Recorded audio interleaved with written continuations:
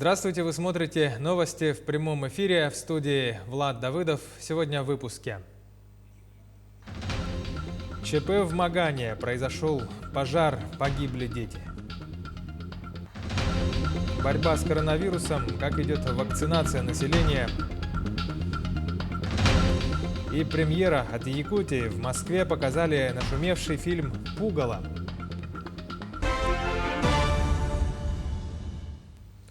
Произошел пожар в одноэтажном двухквартирном жилом доме в поселке Маган в Якутске.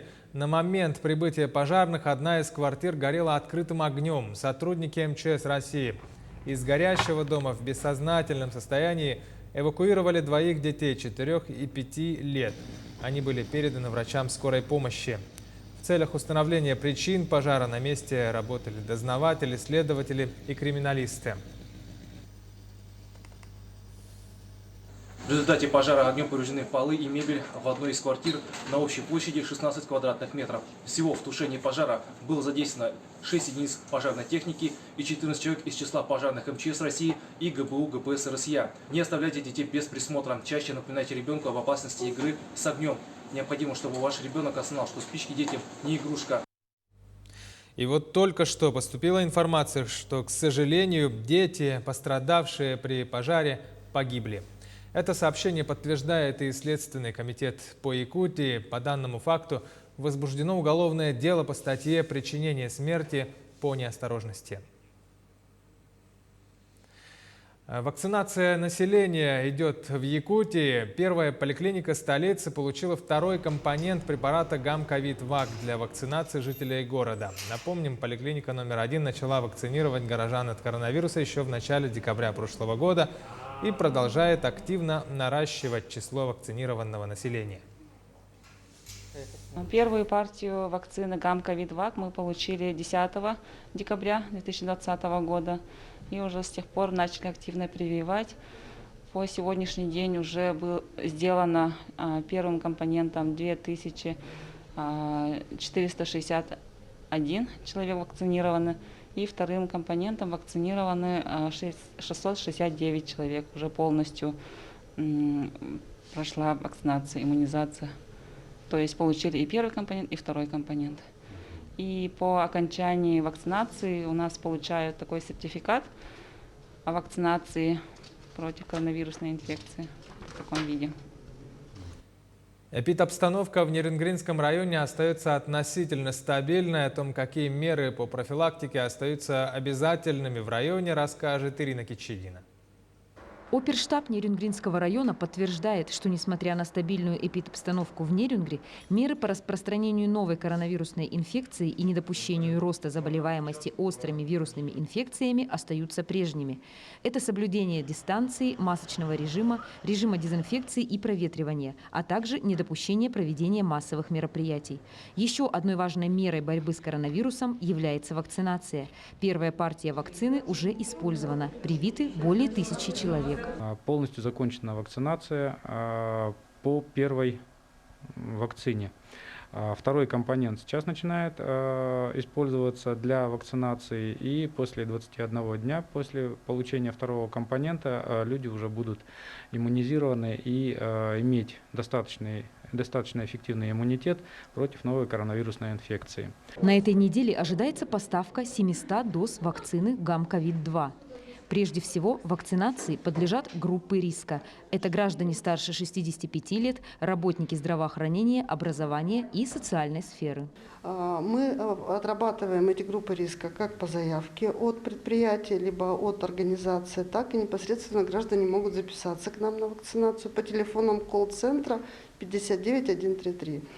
Кроме этого, в госуслугах есть возможность оставить заявку на вакцинацию. Через личный кабинет пациенты заходят, оставляют заявочку, после чего наши сотрудники созваниваются и записывают их на определенное время. Тем не менее, радует, что обстановка налаживается. Ограничительные меры по сравнению с началом пандемии значительно ослабляются. Будем ждать результатов вакцинации, когда будут привиты более 60% населения, что обеспечит качественную иммунную прослойку. Ирина Кичигина, Вадим Барашков, Сергей Козюра, Нерюнгри. К другим новостям. Шанс полетать в Центральную Россию по субсидированным билетам для дальневосточников получили только жители Нерюнгринского района. Такое решение приняла Росавиация по итогам распределения федеральных субсидий. Авиакомпания «Якутия» в срок и в полном объеме подала заявку на следующие маршруты: Нерюнгри, Москва, Нерюнгри, Якутск, Москва, Якутск, Якутск, Санкт-Петербург, Якутск. Но по решению Росавиации АК «Якутия» будет осуществлять продажу субсидированных авиабилетов для всех категорий граждан и осуществлять перелеты только по маршруту Нерюнгри, Москва, Нерюнгри. А по направлениям Якутск, Москва и Якутск, Петербург квоты не выделили в связи с нехваткой федеральных средств. По словам гендиректора АК «Якутия», это не окончательное решение, поэтому есть еще шанс, что региональный перевозчик может получить средства и по другим направлениям.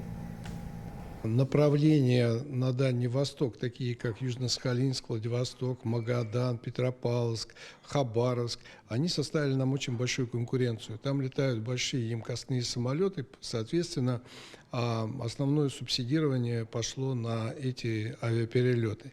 А со стороны авиакомпании «Якутия» мы вовремя еще раз подали заявку на наши 3 маршрута. Это Якутск-Москва, Якутск-Санкт-Петербург и, соответственно, Нерюнгри-Москва. Мы, как республика, получили 3 авиаперелета. Но, еще раз повторяю, Якутск-Санкт-Петербург, Якутск-Москва для льготных категорий граждан, которых практически 10% на экономический класс, и данные авиабилеты находятся в продаже, и на них субсидирование распространяется. Сотрудники МВД России по Чурапчинскому району проводят профилактику среди населения против мошенничества.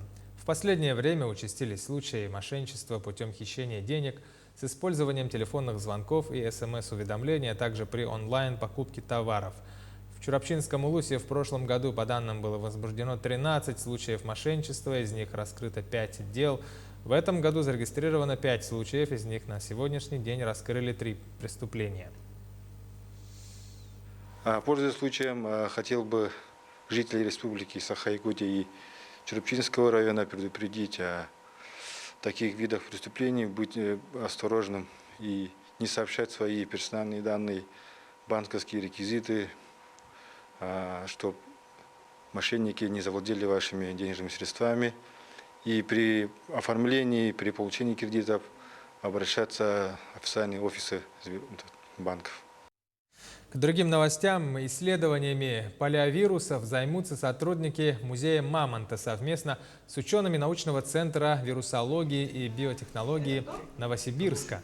Благодаря трехстороннему соглашению между научным центром «Вектор», СВФУ и музеем Мамонта станет возможным забор материалов у якутских ископаемых. Первым этапом исследования является взятие проб мягких тканей ископаемых животных и их последующая транспортировка.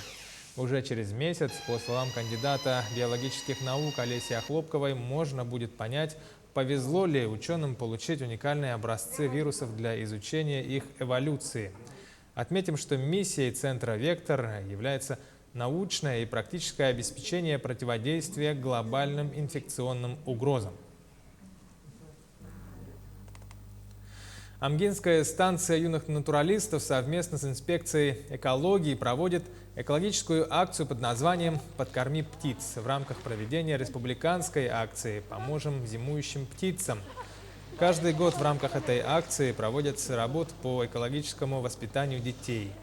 Руководитель кружка «Зеленый патруль» станции юных натуралистов Александра Киренская совместно с детьми изготовили кормушки, которые развесили в парке культуры и отдыха. Подкормка зимующих птиц приносит пользу не только пернатым, но и воспитывает в детях заботливое отношение к окружающей природе. В рамках республиканской акции «Поможем зимующим птицам» у нас проводится улусная акция «Подкорми птиц». Первая школа у нас сделала эко-кормушки с вторичного сырья и произвели кормушку птицам. В Горном Улусе в рамках подготовки к играм Манчары начали шить 200 мужских камзолов. Проект реализуется благодаря грантам Илдархана и президента России в сумме более 800 тысяч рублей. На данный момент швеи ателье Керя из 140 изготовили 20 камзолов. Уже в марте все готовые национальные якутские мужские одежды распределят по всем домам культуры района.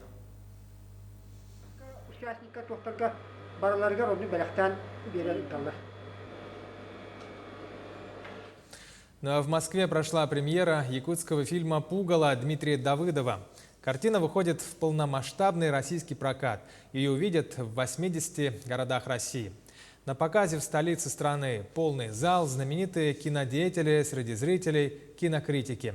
И, конечно же, эмоции после показа. На премьере побывал мой коллега, наш корреспондент в Москве Максим Кардозу.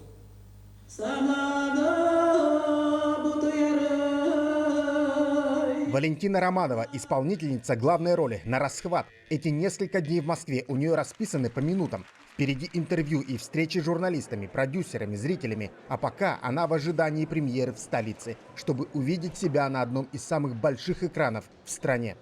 Я вообще-то не люблю себя со стороны смотреть и слушать себя вообще. Ну, и посмотрела в кинотавре, ну, ничего, оказывается. Ну, ничего себе, детка. Валентина Романова кокетливо скромничает. Ее дебютная работа в кино просто поражает зрителей. Самое сильное впечатление от игры актрисы, конечно, просто невероятное.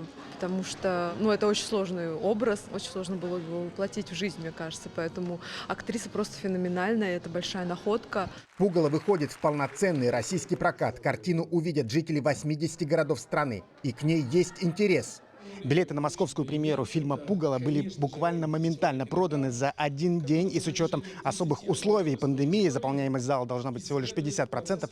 Здесь сейчас находится 800 человек. Представлял фильм на премьере главный кинокритик страны Антон Долин. А поддержать съемочную группу пришел и влиятельнейший продюсер России Александр Роднянский. То обстоятельство, что кино, сделанное в Якутии, людьми, которые там живут, сумело отразить жизнь людей, ее населяющих, вот это является его уникальным преимуществом. Это не случайные явления, не случайные успехи.